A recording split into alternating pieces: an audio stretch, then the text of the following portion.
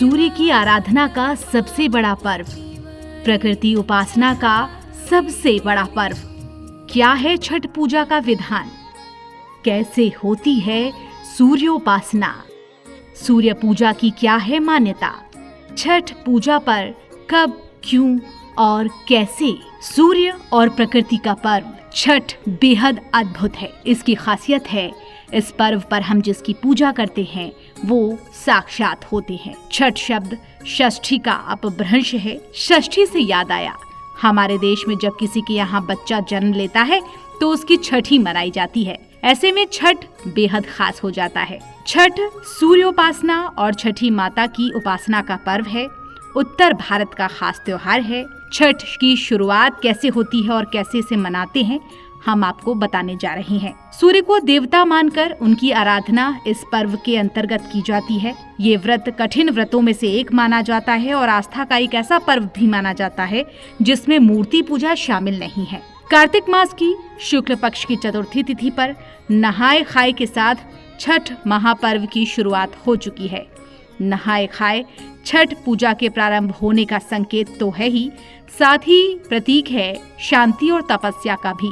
इन दिनों सूर्य देवता की पूजा पूरी आस्था के साथ होती है।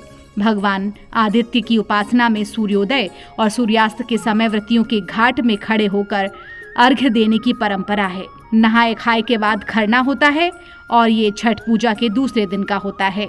खरना छठ पूजा का एक महत्वपूर्ण दिन है क्योंकि इस दिन व्रत रखा जाता है और रात में गन्ने के रस से बनी हुई खीर खाकर फिर 36 घंटे का कठिन व्रत लिया जाता है और इस व्रत को संतान प्राप्ति और उनकी लंबी उम्र की कामना के लिए किया जाता है। खरने के दिन छठ पूजा की प्रसादी भी बनती है। इस तरह 4 दिनों तक छठ पर्व की धूम रहती है। छठ पर्व के तीसरे दिन अस्ताचलगामी सूर्य को अर्घ्य देने की परंपरा है, जबकि चौथे दिन उगते सूर्य को अर्घ्य देने की। और इसके साथ ही चौथे दिन के अर्घ्य के साथ छठ महाव्रत का पारण हो जाता है।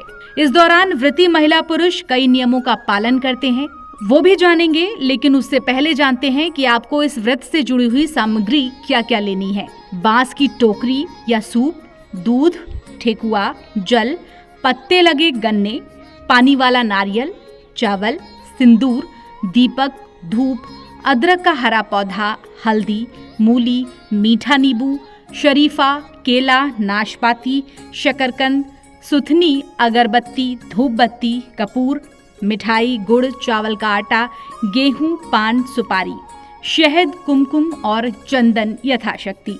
वैसे तो ये सब सामग्री महाछठ व्रत के लिए जरूरी है, पर अपनी इच्छा पर निर्भर होता है। जितनी आपकी श्रद्धा हो उसके अनुरूप आप ये चीजें कम या ज्यादा भी कर सकते हैं। छठ महापर्व के पहले दिन व्रती महिलाएं नहाए खाए की परंपरा निभाती हैं। सबसे पहले घर की अच्छे से साफ सफाई की जाती है और सात्विक भोजन पकाया जाता है। इस दिन घर में दाल भात, लौकी की सब्जी बनती है जिसमें सेंधा नमक का प्रयोग किया जाता है। इस दिन व्रत करने वाली महिलाएं और पुरुष एक समय का भोजन करके अपने मन को शुद्ध करते हैं। इस दिन से घर में शुद्धता का बहुत ज्यादा ध्यान रखा जाता है और लहसुन प्याज बनाने की मनाही हो जाती है। नहाए खाए वाले दिन व्रती महिलाएं लौकी की सब्जी, चने की दाल, चावल और मूली खाती हैं। खरना के दिन शाम होने पर गुड़ की खीर का प्रसाद बनाकर व्रती महिलाएं पूजा करने के बाद यही गुड़ की खीर अपने दिन भर का उपवास इससे खोलती हैं। फिर इस प्रसाद को सभी में बांटा जाता है। इस प्रसाद को ग्रहण करने के बाद व्रतियों का 36 घंटे का निर्जला व्रत शुरू हो जाता है। इस दिन प्रसाद बनाने के लिए नए मिट्टी के चूल्हे और आम की लकड़ी का प्रयोग करना शुभ माना जाता है। छठ पर्व के दूसरे दिन खरना पूजन होता है। इस दिन भगवान सूर्यदेव की संध्या के समय पूजा होती है। वहीं खरना के दौरान खीर और बिना नमक की पूड़ी या रोटी को प्रसाद के रूप में भोग लगाने की भी परंपरा है और उसके बाद उसे ही ग्रहण किए जाने की भी। तीसरे दिन डूबते सूर्य को अर्घ्य। कार्तिक शुक्ल पक्ष की षष्ठी तिथि के दिन व्रती महिलाएं उपवास रखती हैं। संध्या काल में अस्त हो रहे सूर्य को दूध और जल से अर्घ्य देती हैं। इस दिन बांस से बने टोकरी, जिसे लोक भाषा में सूप कहा जाता है, उसमें फल, ठेकुआ, गन्ना, नारियल जैसे कई ऋतु फलों को रखकर इस पूजा को पूरा किया जाता है। शाम के समय डूबते हुए सूर्य देव को अर्घ्य दिया जाता है, जिसे संध्या अर्घ्य भी कहते हैं। उसके बाद अगले दिन अंतिम अर्घ्य देने के बाद ही पानी पीना होता है। चौथे दिन उगते सूर्य को अर्घ्य देने का विधान।